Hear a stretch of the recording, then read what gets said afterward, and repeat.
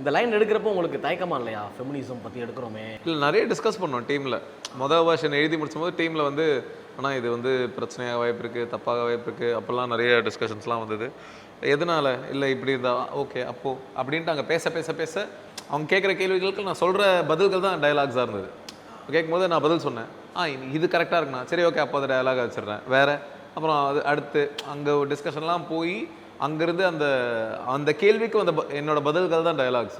அதுக்கப்புறம் ஒரு வெர்ஷன் எழுதிட்டு இப்போ இதை படிங்க அப்படின்னும் போது அதை படிச்சுட்டு நான் இப்போ ஓகே நான் இப்போ இது கரெக்டாக தான் இருக்குது, ஒன்றும் பிரச்சனை. அதே மாதிரி இதுக்கு சில பேர் வந்து டிஃபெண்ட் பண்ணியிருப்பாங்களே, நான் இது வந்து ஏற்கனவே வந்துருச்சு, இந்த படத்தில் இது வந்துருச்சு, அதை அப்படியே பண்ணியிருக்காங்க அப்படின்ற மாதிரி உங்கள்கிட்ட யாரும் சொன்னாங்களா? அது ரொம்ப ஆக்சுவலி நான் என்ன எதிர்பார்த்தேன்னா ஆல்மோஸ்ட் எல்லாருமே அப்படி சொல்லுவாங்க, நிறைய பேர் அப்படி சொல்லுவாங்க அப்படின்னு.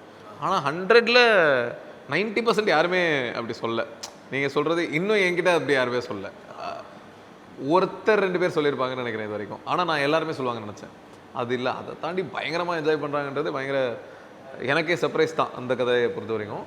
அண்டு நான் அந்த கதையை 2024 மார்ச்லேயே ஷூட் பண்ணிட்டோம்.